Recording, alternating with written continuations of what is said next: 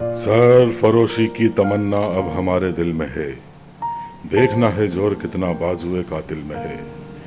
मालिक तेरी रजा रहे, तू रहे, बाकी न मैं रहूं न मेरी आरज़ू रहे।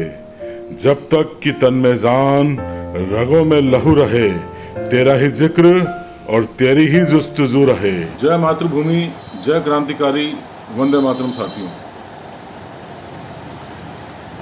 आज फांसीवाद की इस कड़ी में हम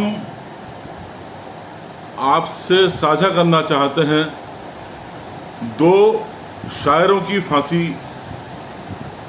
फांसी के अंतिम लम्हों को।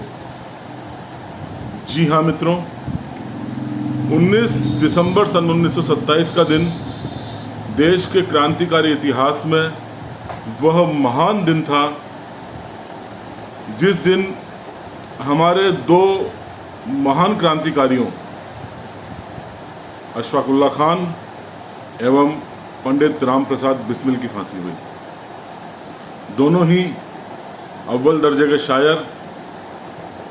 अतः जब इन शायरों की फांसी हुई तो अंतिम क्षणों में संपूर्ण माहौल भी शायराना था। राष्ट्रभक्ति के तराने थे, राष्ट्रभक्ति की नज़में थी, वंदे मातरम था, भारत माता की गूंज थी। तो सर्वप्रथम मैं उन अंतिम लम्हों का बखान करना चाहता हूं जब गोरखपुर जेल में हमारे महान क्रांतिकारी पंडित राम प्रसाद बिस्मिल अपने अंतिम पथ के लिए रवाना हुए। फांसी के फंदे का वरण उन्होंने किस जोश, किस जज्बे के साथ किया। यह एक ऐसा क्रांतिकारी था जिसने अपनी फांसी से महज 2 दिन पूर्व ही अपनी आत्मकथा संपूर्ण की थी। 19 दिसंबर से 2 दिवस पूर्व जब उनकी माता उनसे मिलने आई तब उन्होंने अपनी आत्मकथा का अंतिम अध्याय समाप्त किया। तदुपरांत खाने वाले डब्बे में उनकी मां के हाथों वह आत्मकथा जेल से बाहर भिजवाई, जो श्री गणेश शंकर विद्यार्थी जी ने बाद के दिनों में जिन्हें प्रकाशित करवाया।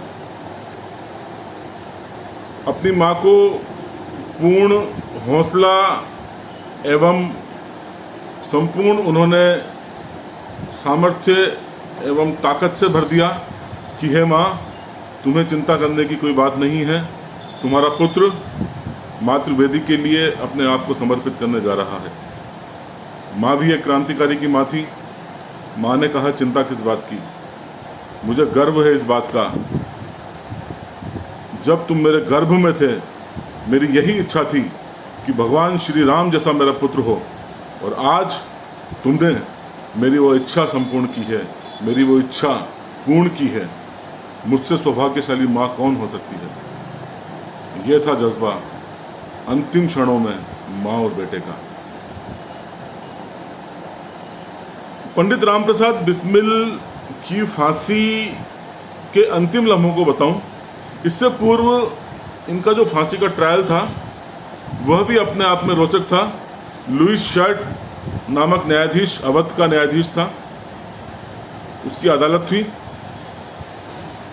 बहुत ही औसत दर्जे का सरकारी वकील इन्हें दिया गया था। राम प्रसाद बिस्मिल ने वह वकील लेने से इनकार कर दिया एवं उन्होंने यही इच्छा रखी कि मैं अपनी पैरवी खुद करूंगा। एवं जब धारा प्रभा अंग्रेजी में राम प्रसाद बिस्मिल ने अपनी पैरवी की तो स्वयं जज एवं सरकारी वकील भी आश्चर्य में पड़ गए। कौतूहल से वह स्तब्ध रह गए एवं जज यहाँ तक पूछ बैठा कि आप कौन से विश्वविद्यालय से आपने वकालत की डिग्री ली है। तब पंडित राम प्रसाद बिस्मिल ने कहा कि हम किंग मेकर हैं, हम स्वयं डिग्रियां प्रदान करते हैं, हम कहीं से डिग्री नहीं लेते हैं।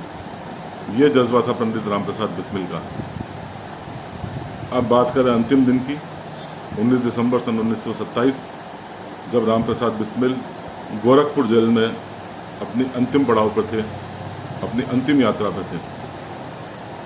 इससे बड़ा सौभाग्य क्या हो सकता है एक क्रांतिवीर के लिए, एक क्रांतिकारी के लिए, कि इन अंतिम लम्हों का बखान स्वयं महान क्रांतिकारियों के नायक भगत सिंह ने किया हो। जी हाँ, पंजाब से प्रकाशित होने वाली कीर्ति नामक पत्रिका में इन्होंने विद्रोही छद्म नाम से एक लेख लिखा। इस लेख में इन्होंने पंडित राम प्रसाद बिस्मिल के अंतिम क्षणों का वर्णन किया कि अंतिम क्षणों में पंडित राम प्रसाद बिस्मिल ने सर्वप्रथम तो भारत माता की जय एवं वंदे मातरम का गान, जो हर क्रांतिकारी लगाता था। इसके बाद इन्होंने, क्योंकि शायर की फांसी थी, क्यों ना शायराना अंदाज में होती, पंडित राम प्रसाद बिस्मिल ने अपनी कुछ शायरियाँ फांसी के तख्ते पर खड़े होकर कह सकता हूँ मैं कि संपूर्ण राष्ट्र को संबोधित करते हुए कही। वह शब्द थे शायरियों के कि मालिक तेरी रज़ा रहे, तू ही रहे, बाकी न मैं रहूँ न मेरी आरजू रहे, जब तक कि तन में जान रहे, रगों में लहू रहे, तेरा ही जिक्र और तेरी ही जुस्तजू रहे। ये जज्बा था पंडित राम प्रसाद बिस्मिल का। और फांसी के फंदे पर लटकते लटकते से पूर्व उन्होंने कहा, I wish the downfall of British Empire. यह कहते हुए उन्होंने कहा, अब न अहले वतन है न अरमानों की भीड़, बस वतन पर मिट जाने की हसरत अब दिले बिस्मिल में है। यह कहते हुए एक बार जोरदार वंदे मातरम, भारत माता की गूंज, फांसी के फंदे को अपने हाथ से अपने गले में डालकर हमेशा हमेशा के लिए हमारा यह क्रांतिकारी मातृभूमि के चरणों में, मातृवेदी पर अपने आप को आहूत कर कर इतिहास के स्वर्णिम पन्नों में अपना नाम हमेशा हमेशा के लिए अंकित कर गया। यह था जज्बा पंडित राम प्रसाद बिस्मिल का फांसी से पूर्व। वही दिनांक, वही जज्बा, वही जोश, वही जुनून। एक और शायर, लेकिन जेल थी फैजाबाद। क्रांतिकारी का नाम था अशफाक उल्लाह खान। अशफाक उल्लाह खान को यह गर्व था कि वह प्रथम मुस्लिम क्रांतिकारी है जो फांसी के फंदे का वर्ण करने जा रहा है। बार बार इन्होंने इस बात को दोहराया एवं यह संदेश देने का प्रयास किया कि हमारी बिरादरी से, हमारी जमात से और क्रांतिकारी निकलें जो हमारे देश के लिए अपना सर्वस्व आहूत कर दें। किंतु फांसी से पूर्व अंतिम रात्रि में अपनी एक पीड़ा भी अशफाक उल्लाह खान ने बयान की, और वह दर्द ये था कि चूंकि वह एक मुस्लिम है, उनका धर्म पुनर्जन्म की आज्ञा नहीं देता है। वह सुन रहे थे कि पंडित राम प्रसाद बिस्मिल गोरखपुर जेल में ईश्वर से बार बार यही प्रार्थना कर रहे हैं कि मैं बार बार इस जन्मभूमि पर, अपनी मातृभूमि पर जन्म लूं एवं बार बार भारत माता के लिए अपने प्राणों का बलिदान दूं।